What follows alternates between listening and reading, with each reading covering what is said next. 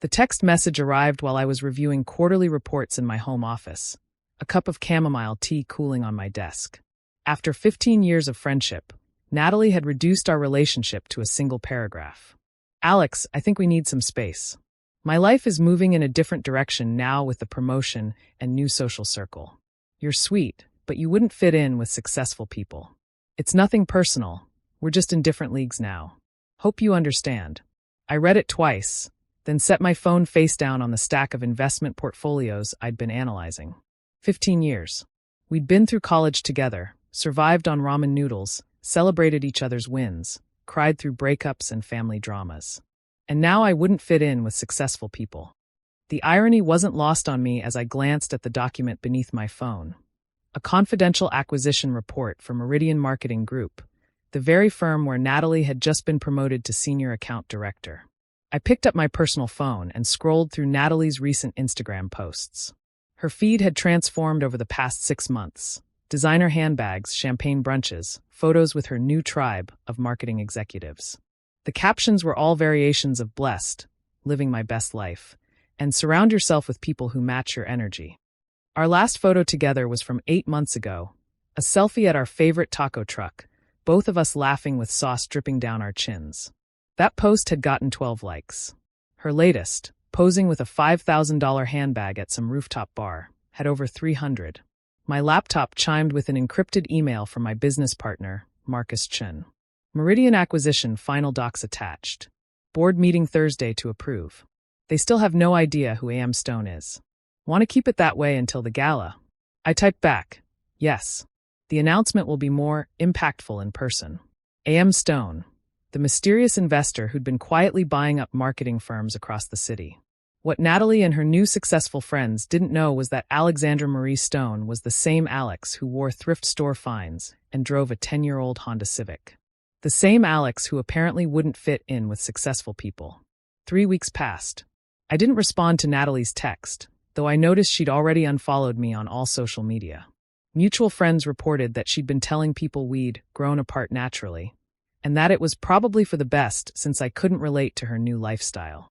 Meanwhile, I finalized the Meridian acquisition, restructured their debt, and prepared for the announcement that would take place at their annual gala. The same gala Natalie had been bragging about attending for weeks. The night of the event, I stood in front of my closet, choosing carefully. Not the designer gowns that hung in the back, price tags still attached from various charity auctions. Instead, I selected a simple black dress I'd bought at a department store sale 5 years ago. Classic, understated, forgettable. Exactly how Natalie's new circle would expect someone like me to dress. The Park Hilton ballroom was awash in golden light and ambitious energy when I arrived. I checked in under my full legal name, Alexandra Stone, and noticed the receptionist's eyes widen slightly as she found me on the list. Ms. Stone, we weren't sure you'd be attending. Mr. Harrison is very eager to meet you. I'm sure he is, I murmured, accepting my name tag and tucking it into my clutch instead of wearing it. I spotted Natalie immediately. She was holding court near the bar, surrounded by a group of polished marketing executives, her laughter carrying across the room. She wore a red designer dress that probably cost more than her monthly rent, which I happened to know she was struggling to pay based on the financial reports I'd reviewed. For a moment, I considered leaving. The petty satisfaction of the coming revelation seemed suddenly childish. Then I heard her voice carry over the crowd. Oh God, remember my friend Alex? Still shopping at Target, driving that ancient Honda. I tried to bring her to that networking event last month, but can you imagine? She showed up in sneakers. The group laughed, and something in me hardened. The sneakers in question had been limited edition collaborations that cost more than her red dress, but she'd never bothered to look closely enough to notice. I made my way to the opposite side of the room, accepting a glass of champagne from a passing waiter and finding a quiet corner to observe. The Meridian executive team was easy to spot. They moved through the crowd like sharks, all sharp suits and sharper smiles. Ladies and gentlemen, a voice boomed over the speakers. James Harrison, Meridian's CEO, had taken the stage. Welcome to our annual gala. We have some exciting news to share tonight. The crowd quieted, gathering closer to the stage. I saw Natalie push her way to the front, phone out and ready to capture the moment for her Instagram story. As you know, Harrison continued, Meridian has been growing rapidly. Tonight, I'm thrilled to announce that we've secured a major investment that will allow us to expand nationally. Excited murmurs rippled through the crowd. Natalie was practically vibrating with excitement, probably already calculating her potential bonus. Please join me in welcoming our new majority stakeholder, who owns 70% of Meridian Marketing Group, Ms. Alexandra Stone. The spotlight swung across the room, finding me in my corner. I set down my champagne and walked toward the stage, the crowd parting with whispers and stares. But I was watching only one face. Natalie's expression went from confusion to recognition to absolute horror in the span of 3 seconds. Her mouth opened and closed soundlessly, her champagne glass tilting dangerously in her hand. I stepped onto the stage, shaking Harrison's hand and accepting the microphone. The entire room seemed to hold its breath. "Thank you, James," I said, my voice carrying clearly through the speakers. "I'm delighted to finally meet the Meridian team in person after months of working through intermediaries." I found Natalie in the crowd. She'd gone pale under her carefully contoured makeup. "Some of you might be wondering who I am," I continued. "I'm someone who believes that true success isn't measured by designer labels or Instagram followers, but by the value you create and the people you lift up along the way. For the past 5 years, I've been building a portfolio of marketing and media companies under the umbrella of Stone Ventures. Meridian is our latest acquisition, and I'm excited about the direction we'll be taking." I paused, letting the weight of ownership settle over the room. "Change can be uncomfortable," I said, looking directly at Natalie. "Some of you might find that your current positions no longer align with our new vision. We'll be conducting a full review of all senior accounts over the next month." Natalie's designer heel chose that moment to snap, sending her stumbling into the person next to her. Her champagne finally spilled, splashing across her red dress and onto the floor. The metaphor was almost too perfect. "But for tonight," I concluded, "let's celebrate the future of Meridian. Enjoy the gala." I handed the microphone back to Harrison and made my way off the stage. The crowd erupted in conversation, but I walked calmly toward the bar, where Natalie was desperately trying to clean champagne off her dress with cocktail napkins. "Alex," she gasped as I approached. "I had no idea. Why didn't you tell me?" "Tell you what?" I asked mildly. "That I was successful. I tried. Remember when I invited you to that boring investment thing last year? It was a Forbes summit where I was a keynote speaker. Or when I asked if you wanted to join me for a work trip to New York. I was closing a $50 million deal. But you never said." "I never flaunted it," I corrected. "I wore the same clothes, drove the same car, ate at the same taco truck. Because those things made me happy. You decided that meant I wasn't successful. You decided I wouldn't fit in with your new circle." "I didn't mean." She gestured helplessly at her stained dress, her broken shoe. "Alex, please. We've been friends for 15 years.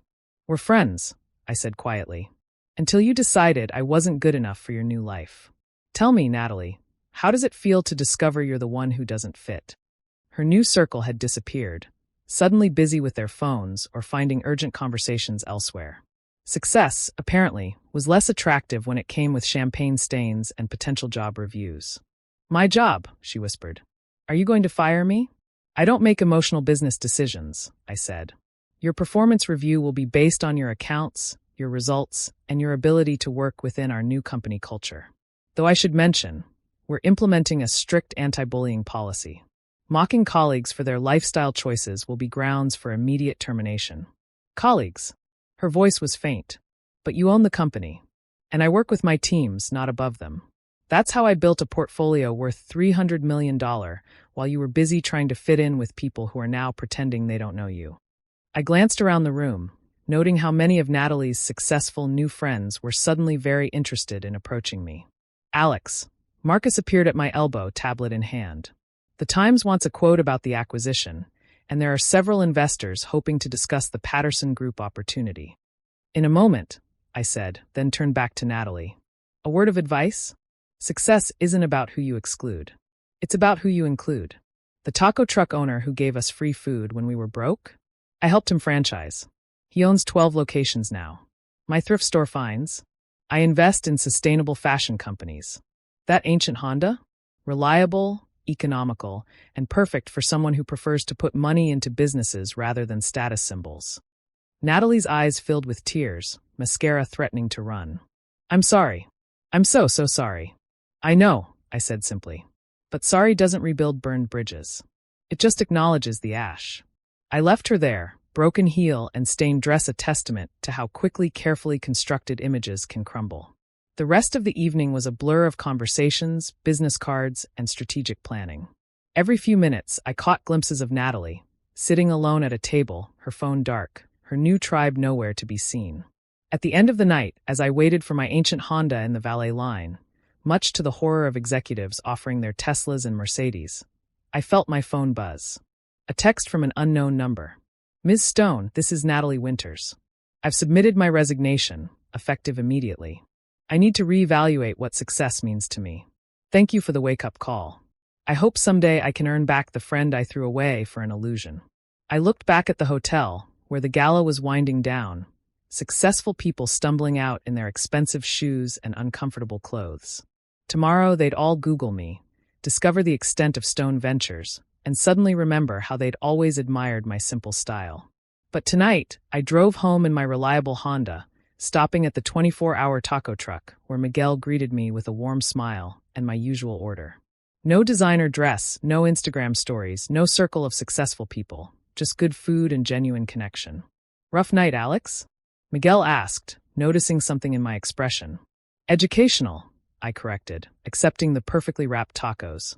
I learned that some people need to lose everything to understand what actually has value. Ah, he nodded sagely. Like my grandmother used to say, money talks, but wealth whispers. Your grandmother was a wise woman, I agreed, then paused. Miguel, how would you feel about catering some corporate events? I just acquired a company that could use authentic food instead of overpriced caviar. His face lit up. You serious? Always, I smiled. Success is best when it's shared. Email me your catering menu. As I drove home, I thought about Natalie's broken heel, her stained dress, her shattered illusions. She'd learned tonight that fitting in with successful people meant nothing if you'd forgotten how to recognize actual success. Me. I'd learned that the best revenge isn't served cold. It's served at exactly the right temperature, with a side of accountability, at a gala you secretly own. The taco was perfect, by the way. Some things, unlike designer friendships, never disappoint.